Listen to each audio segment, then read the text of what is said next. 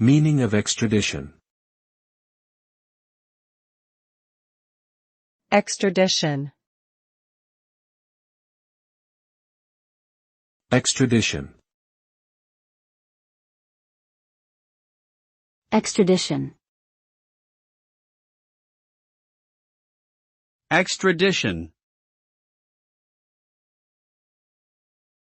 Extradition is the legal process by which an individual who was accused or convicted of a crime in one country is transferred from that country to another for trial or punishment.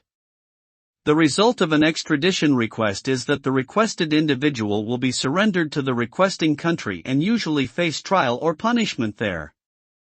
The process often involves complex legal and diplomatic negotiations between the two countries involved and can take considerable time and resources to complete. Successful extraditions can help to ensure justice is served and uphold the rule of law.